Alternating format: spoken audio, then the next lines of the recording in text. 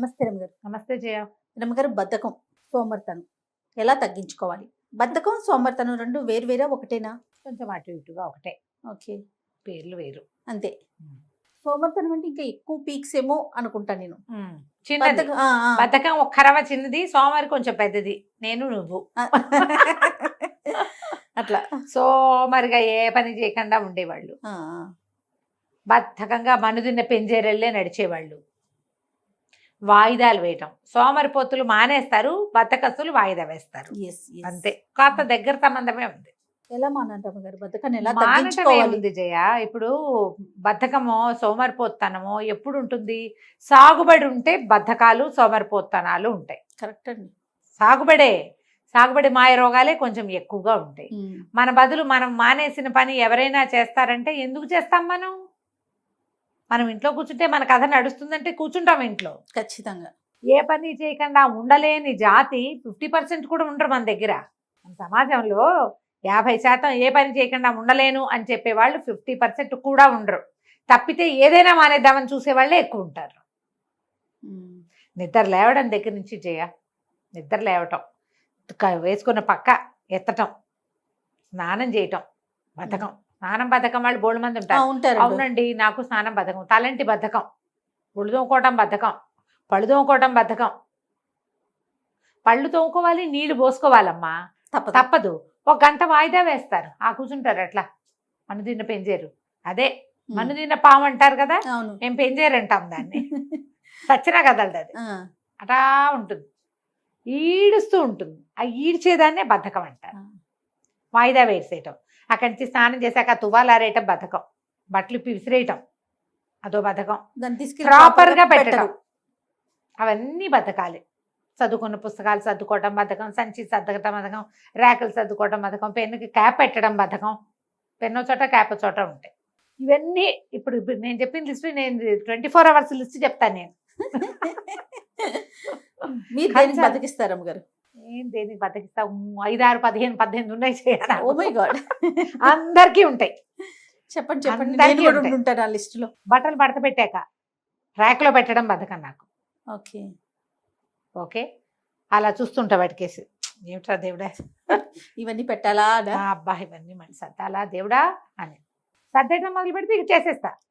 ఆ మొదలు పెట్టడానికి ఉంది చూసావా, మధ్యాహ్నం సాయంత్రం రేపొద్దున ఎల్లుండి పొద్దున అలా వెళ్ళిపోతుంటుంది వెనక్కి. ఇప్పుడు తప్పనిసరి ప్రోగ్రామ్ వచ్చింది, అక్కడ పెట్టే ఆ బల్ల ఖాళీ చేయాల్సిందే, అందుకని ఎటాగొటా సర్దేస్తుంటున్నాం అనమాట. తప్పనిసరి అయితే ఏ పనైనా చేస్తాం. ఎవరైనా మనిషికి ఒక బద్ధకం ఉంటుంది. అయితే చెప్పా కదా, 2, 3, 4, 5, 6, 18 అలా అందరికీ ఉంటాయి. అవును, తప్పనిసరి అయితేనే పనిచేసే వాళ్ళు కొంతమంది ఉంటారు కదా. ఇప్పుడు నీ సంగతి చెప్పు, నేను చెప్పేశాను. అక్కడి నుంచి అలాంటి పనుల దగ్గర నుంచి పెద్ద పెద్ద పనుల వరకు కూడా బద్ధకాలు ఉంటాయి. నేను ఆ టైంకి ఏదైనా పుస్తకం చదువుకుందాం, ఎందుకు పుస్తకం మొదలు పెడితే పుస్తకానికి మాత్రం బద్ధకం ఉండదు ఎట్టి పరిస్థితుల్లో. అది మీకు ఇష్టం, మీ ఫేవరెట్. ఇవన్నీ మానేసి ముందు చదివేసి తర్వాత ఇది పూర్తి చేశాక ఆ పని చేద్దాం అనుకుంటాను నేను. నీ సంగతి? నాకు హాస్పిటల్కి వెళ్ళటం బద్ధకం రమ్మ గారు. అందుకే జ్వరం వచ్చి బాగా ఎక్కువ వచ్చేదాకా ఊరుకుంటా. మీతో 4 తిట్లు తిన్నాక అప్పుడు వెళ్తా. ఇంట్లో తిడతానే ఉంటారు, చిన్న ఫస్టే వెళ్ళిపోతే తొందరగా తగ్గిపోతుంది కదని. అది పీకల దాకా తెచ్చుకుంటా, ఒక మందుతో పోయేదానికి కోర్సు. అది చాలా బద్ధకం రమ్మ గారు.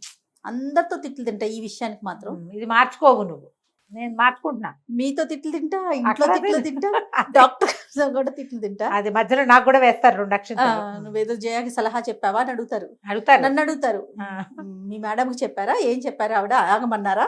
ఎలాంటి సలహాలు తీసుకుంటున్నారు మీరు?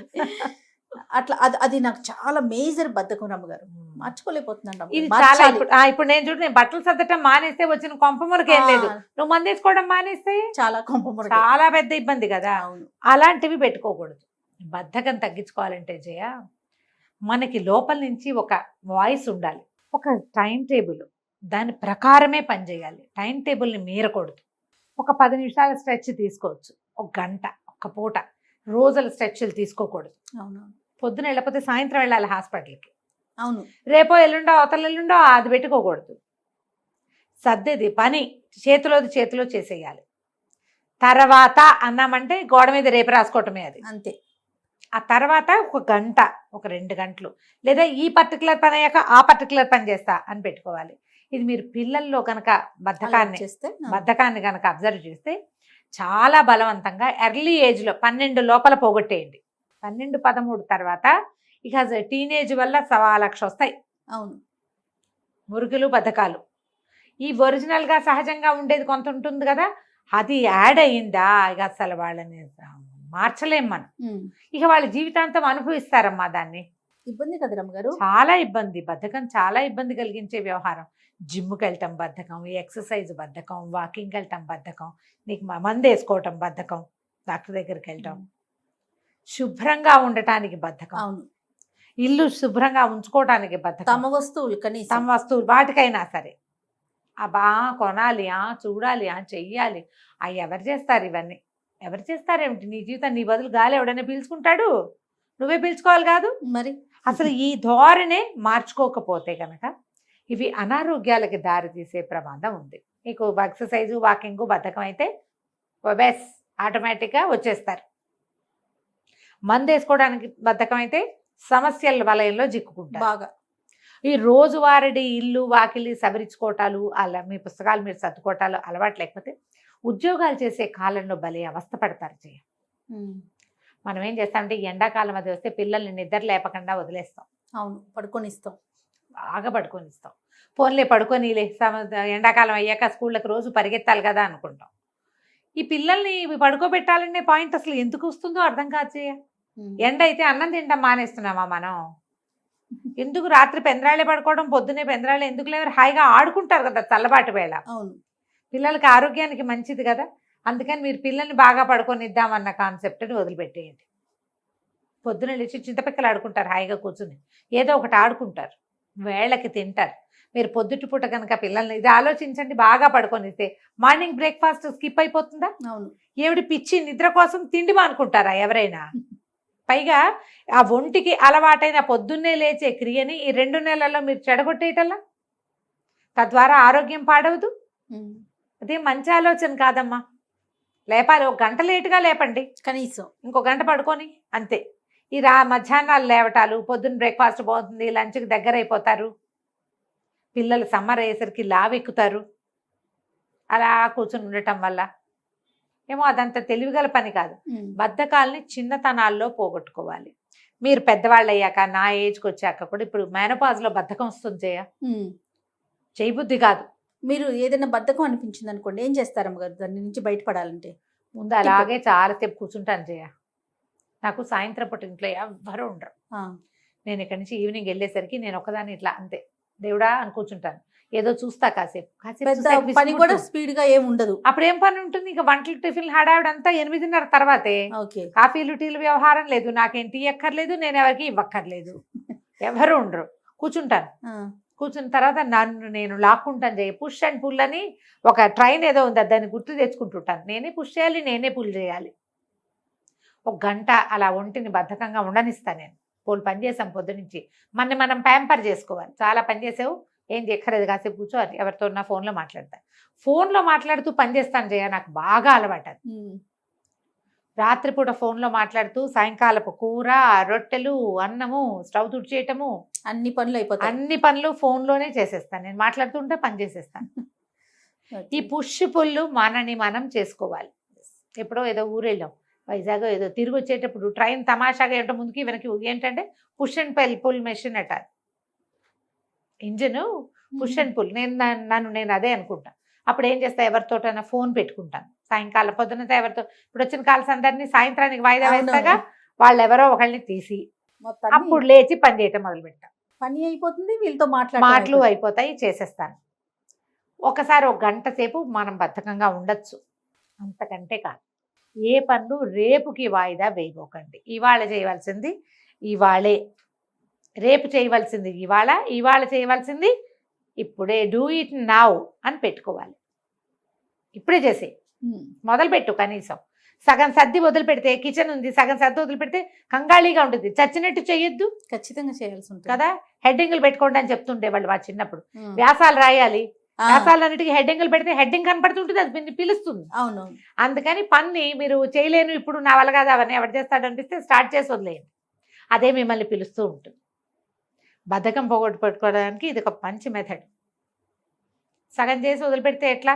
మినపప్పు నానబోసేసాం, దాన్ని రుబ్బద్దు. ఖచ్చితంగా రుబ్బాలి. ఆ రుబ్బిన తర్వాత ఒక 2-3 గంటల ఇక లోపల పెట్టద్దు. ఈ పనులు చేయాల్సిందేగా. మొదలు పెట్టండి. కనీసం మొదలు పెట్టడానికి బద్ధకం అయితే నేను చెప్పాక పుష్ అండ్ పుల్. మీరు కూడా ఏదైనా ఒక ప్రచోదనం, ఒక టీ కాఫీ తాగటం, వేడివేడిగా ఏదైనా తాగటం, చల్లగా తాగాలని పెడితే చక్క చిక్కటి మజ్జిగ చేసుకుని కాస్త పుదీనావో కొత్తిమీర కరివేపాకో పడేసుకుని హాయిగా తాగని. ఉత్సాహం వచ్చేలాంటిది ఏదైనా తీసుకోండి. తింటే బాగుంటుంది అనుకుంటే ఓ చాక్లెట్, ఓ చిన్న స్వీటు, ఓ కరకరా నవిలే క్యారెట్ ఏదైనా తిని ఉత్సాహం తెచ్చుకోండి. జనరల్ బద్ధకాలకి జయ అంటే చిన్నపిల్లల్లో బద్ధకాలకి ఒళ్ళొంగంతనమే అనుకో. కొంచెం మనలాగా కాస్త పెద్దవాళ్ళు అయ్యాక బద్ధకానికి శరీరం ఏదో కోరుకుంటోందని అర్థం చేయాలి. దానికి స్వీట్ షుగర్స్ కావాలా, సాల్ట్స్ కావాలా, ఏదైనా స్టిమ్యులెంట్ లాంటిది కావాలా, మీ శరీరాన్ని మీరు అబ్జర్వ్ చేసుకోండి. వేడిగా నాకు కాస్త కరివేపాకు నీళ్లు, చారు అలాంటి వాసనలు చూస్తే ఉత్సాహం వస్తుంది. పనిచేస్తాను నేను. మిమ్మల్ని మీరు వినండి. శరీరం నిస్త్రాణగా ఉందా? ఏం కోరుకుంటుంది? బయటికి వెళ్ళాలా? బయటికి వెళ్ళిపోవాలనిపిస్తుంది. ఇంట్లో ఉండబుద్ధి కావట్లా. కాసేపు రోడ్డు మీద పోయి నడిచిరండి. నేను అప్పుడప్పుడు అమీర్పేట వెళ్ళిపోతున్నాను జయ. ఇవాళ రేపు ఒకళ్ళు మనిషి తోడు లేకుండా వెళ్ళలేని స్థితిలోకి వచ్చేసా ఆల్రెడీ నేను. ఈ పుష్టు పుల్లు చేసుకుని ఇచ్చి ఏమిటి ఇంత చవటతనం వచ్చింది, ఊరందరికీ షాపింగ్ చేసేదాన్ని నేను ఇలా కూర్చున్నానండి. ఏదో ఒక గుడికో గోపురానికో ఠకీమని లేచి వెళ్ళిపోవటం, ఓ ఆటో పిలుచుకోవటం, ఎక్కేసి వెళ్ళిపోవటం. ఓ 2 గంటలు తిరిగి వస్తా. ఏం కొన్ను పెన్ను ఏం లేదు. ఒక 200-300 ఖర్చు పెడతా హార్డ్లీ. ఓసారి ఓ గుళ్ళోకి, ఓ షాప్లోకి ఏమైనా మల్లెపూలు కొనుక్కుని, ఓ మామిడి పళ్ళు వస్తున్నాయి కదా, 1-2 పళ్ళు కొనుక్కుంటే అమ్మయ్య ఈ పూటకి ఆ విసుగు మొనాటని పోయిందని అది పోతుంది. ఇలా ఏదైనా ఒకటి పెట్టుకోండి మీకు మీరు. కాఫీ తాగితే బాగుంటుందంటే రోజస్తమానం కాఫీలు తాగారు, అంత తాగకూడదు. బద్ధకంగా ఉన్నప్పుడు, ఏమీ చేయబుద్ధి కానప్పుడు మాత్రమే. పైగా కాఫీ కూడా కాదు, చిన్నది, 1 సిప్పు 2 సిప్పులు హాట్గా అంతే. మీరు వేడి నీళ్ళు తాగొచ్చు, కాఫీ టీ తాగొచ్చు, హార్లిక్స్ తాగొచ్చు, బూస్ట్ లాంటివి ఏమైనా తాగొచ్చు. హాట్ చాక్లెట్ ఒకటి చాలా బాగుంటుంది. చాక్లెట్ పౌడర్ తెచ్చి పెట్టుకోండి. చాకో పౌడర్స్ దొరుకుతున్నాయి కదా, కోకో పౌడర్స్ దొరుకుతాయి. వేడి వేడి నీళ్ళల్లో వేసుకుని ఒక చిటికెడు షుగర్ వేసుకుని షుగర్ వేయకపోయినా కూడా చాక్లెట్ లోపలికి వెళ్తుంటే చాలా హాయిగా ఉంటుంది, ఉత్సాహం వస్తుంది. ఇది కూడా వన్స్ ఇన్ ఏ వైలే, రోజు కాదు. ముందు అసలు మన బద్ధకాన్ని మనం గుర్తించాలి ఏమిటి మన సంగతి అని. శరీరాన్ని వినండి, దాన్ని బట్టి బద్ధకానికి అడ్డుకట్ట వేయండి. తప్పకుండా. నమస్తే. నమస్తే. సుమన్ టీవీలో మీ పర్సనల్ అండ్ బిజినెస్ ప్రమోషన్స్ కోసం కింది నెంబర్కి కాంటాక్ట్ చేయండి.